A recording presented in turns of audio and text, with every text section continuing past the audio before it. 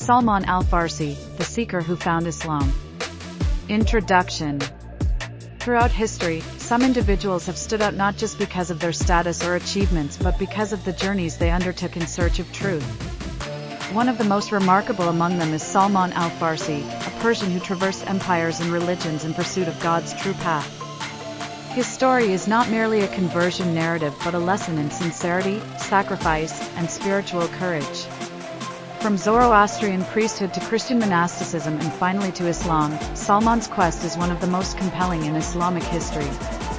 Revered by both Sunni and Shia Muslims, he is remembered not only for his unwavering commitment to truth but also for his wisdom, humility, and contributions to the Muslim community. 1. Early life in Persia. Salman was born in Persia, in the city of Isfahan or one of its nearby villages. His Persian name was Ruzbeh, and he was raised in a wealthy Zoroastrian family.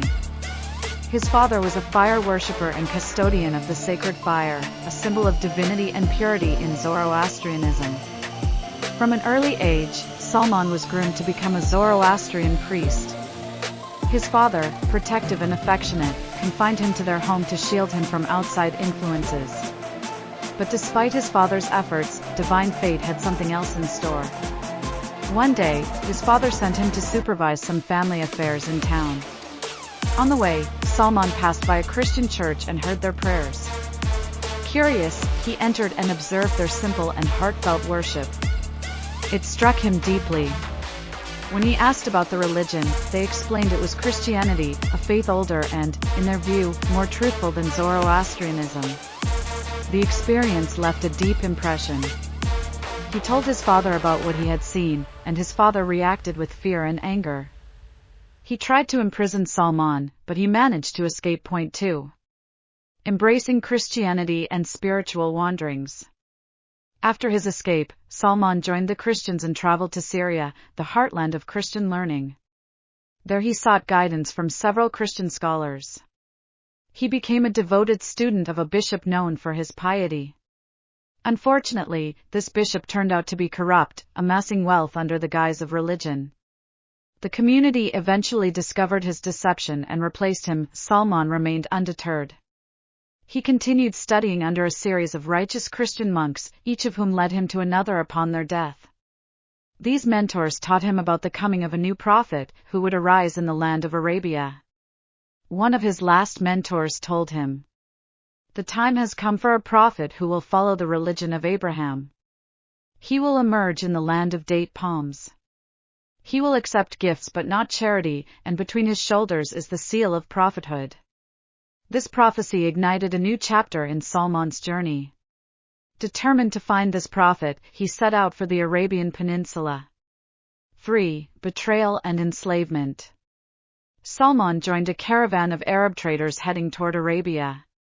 But instead of taking him to his destination, they betrayed him. They sold him into slavery to a Jewish man living in Wadi al-Qura, north of Medina.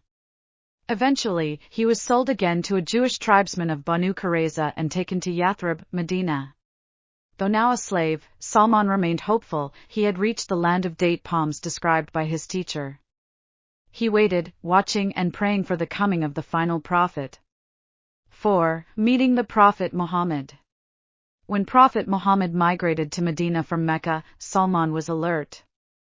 He heard about the new leader and decided to test the signs he had been taught. First sign, he offered the prophet food as charity. The prophet refused to eat it but allowed his companions to partake.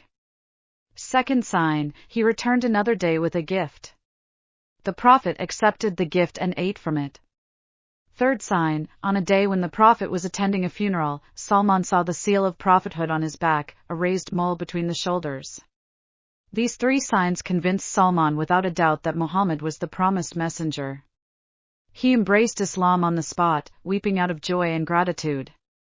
When he narrated his story to the prophet and his companions, they were astonished by his sincerity and sacrifice. Point 5. Freed by the prophet. Though now a Muslim, Salman was still a slave. The prophet wanted to free him.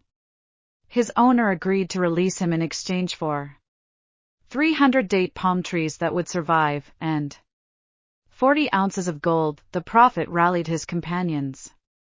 Everyone helped plant the trees, and the Prophet personally planted a few. Miraculously, all the trees survived. Later, a companion gave the Prophet a piece of gold the size of an egg.